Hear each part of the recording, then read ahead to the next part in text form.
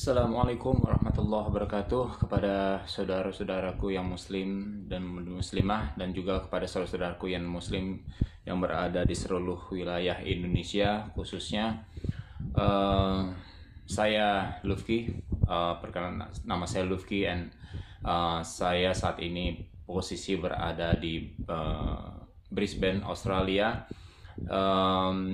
Saya ingin menyampaikan beberapa message kepada terutama pemerintah kita, pemerintah Indonesia, dan juga kepada masyarakat kita secara umum.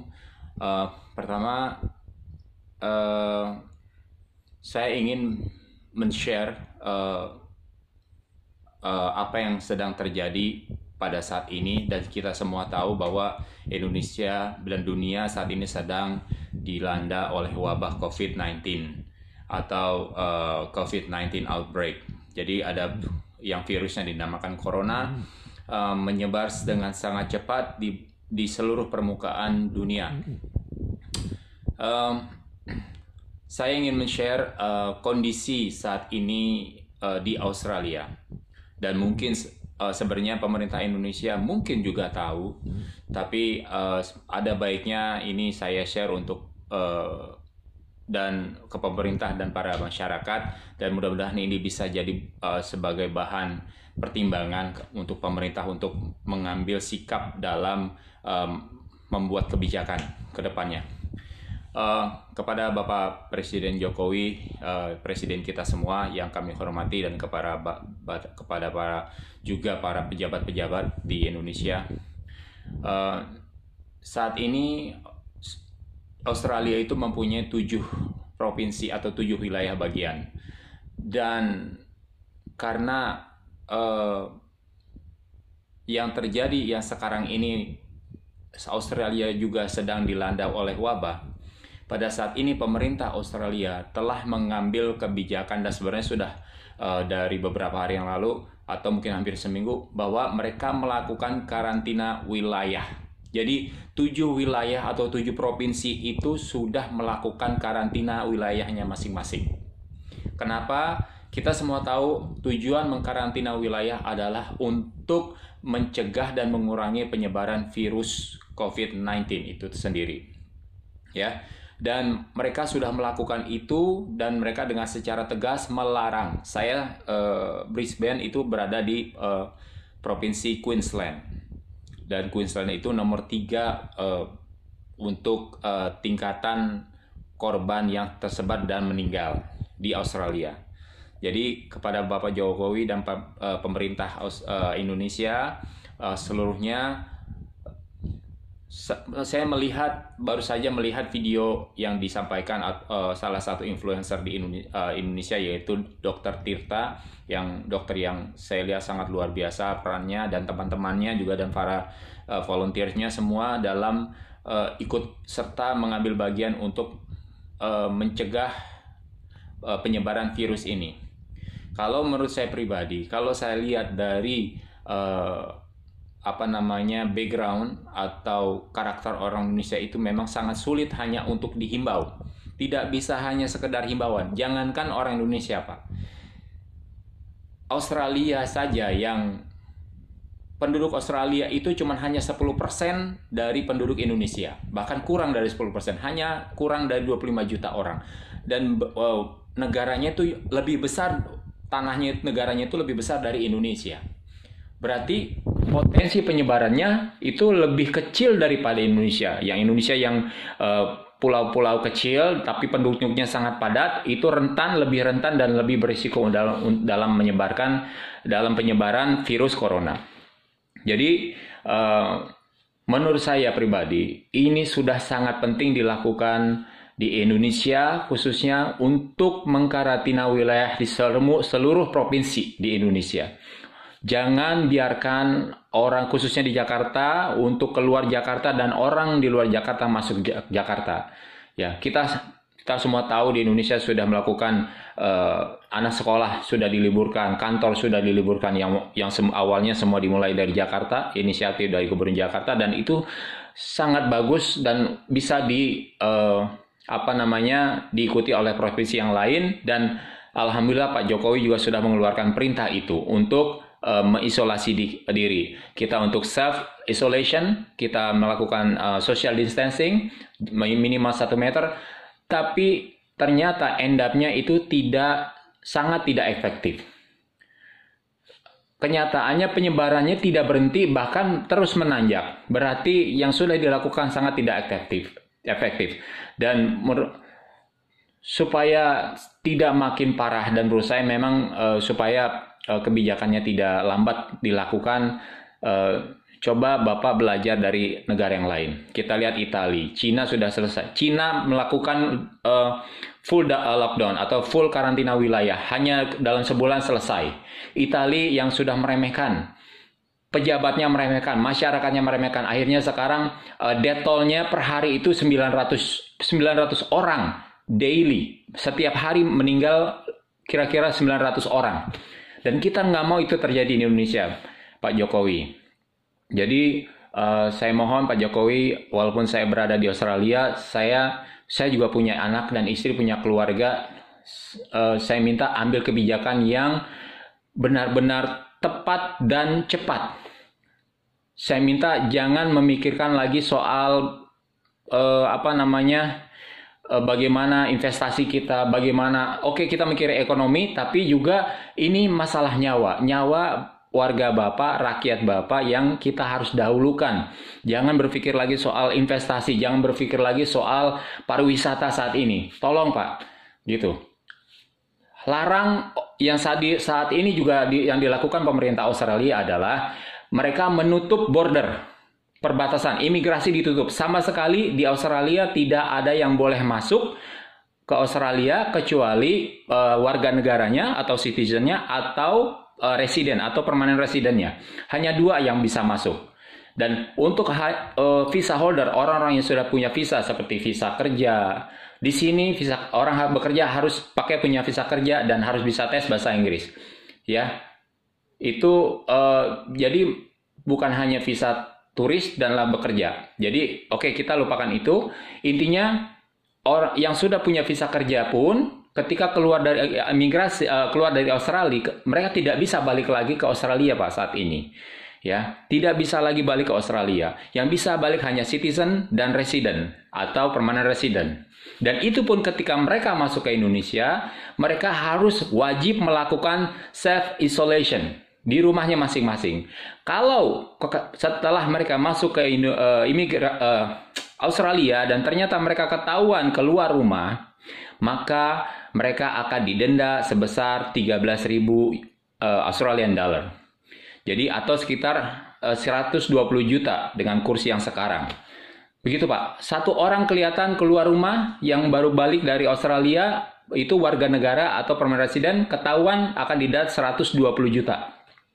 Mereka tegas melakukan itu, gitu. Demi apa? Demi keselamatan warganya.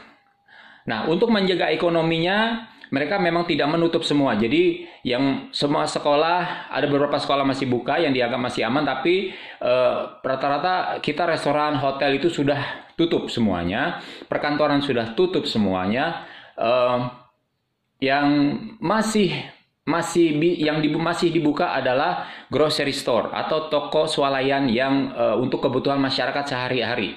Itu masih boleh dibuka. Dan saya berharap itu bisa diterapkan juga di Indonesia, Pak. Ini saya lakukan ini demi cinta saya kepada negara saya sendiri, yaitu Indonesia, dan demi menghargai dan menghormati pemerintahan kita yang sekarang. Tolong Bapak lupakan masalah politik dulu, lupakan masalah investasi, pariwisata. Tolong pikirkan paling utama adalah warga Bapak, keselamatan rakyat Bapak. Itu yang paling utama. Itu message saya yang pertama untuk pemerintah. Message saya yang kedua adalah untuk saudara-saudaraku warga negara Indonesia yang lain. Saya ini juga sekedar himbauan bahwa tolong sayangi nyawa Anda, sayangi nyawa keluarga Anda, ibu bapak Anda, istri Anda. Mungkin banyak saudara-saudara saya yang masih merasa keluar harus mencari kerja, itu masih bisa, mungkin ya kayak ojek online kita masih bisa menghargai, tapi tolong lakukan hal-hal yang juga preventif, misalkan walaupun Anda menarik Gojek, kalau dapat penumpang, kalau sebisa mungkin jangan bersentuhan atau jaga jarak, ya. Atau kemana-mana bawa disinfektan, ya, spray atau apapun disinfektan. Jadi setiap Anda memegang sesuatu, lap tangan Anda, ya, dengan disinfektan. Lalu untuk saudara-saudaraku yang seiman, yaitu orang-orang Muslim, saya tahu mungkin ada perbedaan pandangan tentang fatwa MUI yang menganjurkan atau menutup masjid dan tidak menganjurkan untuk sholat berjamaah. Kalau pemahaman saya sendiri dari hadis Rasulullah itu sudah sangat jelas ketika pada saat itu para sahabat yang dipimpin oleh Umar bin Khattab ingin menyerang satu negeri, dan negeri itu ternyata dilanda wabah taun, dan ternyata ada Umar bin Khattab saat itu bingung mau masuk ke negeri itu atau tidak, ya. Maka ada sahabat yang datang, dan kita semua tahu hadis ini sahih Bukhari Muslim, bahwa jangan kamu masuk ke suatu negeri yang sudah jelas di situ ada wabah, yang wabah menular, wabah yang menular dan mematikan. Jangan masuk negeri itu, dan jangan yang di dalam negeri itu jangan keluar dari negeri itu. Dari hadis itu kita sudah jelas bahwa memang kita harus berikhtiar untuk bisa menjauhi dari kemudaratan. Memang kita perlu bertawakal bahwa memang semua itu adalah datangnya dari Allah dan memang kehendak dari Allah, dan kita tidak perlu takut selain Allah, itu betul. Tapi tawakal itu datang setelah ikhtiar. Kita diberi pilihan antara kemudaratan dan kebaikan. Jadi kalau kita tahu itu akan membunuh kita dan akan sangat beresiko, tolong pikirkan, kita berikhtiar untuk supaya sehat dan selamat dulu. Mungkin Anda berpikir, oke, saya bisa sehat. Apakah Anda bisa menjamin Anda sehat tapi Anda tidak tertular? Karena bisa jadi Anda sehat kelihatannya, tapi sebenarnya Anda tertular. Tapi karena imun Anda atau kekebalan tubuh Anda itu bagus, ya, makanya Anda tidak langsung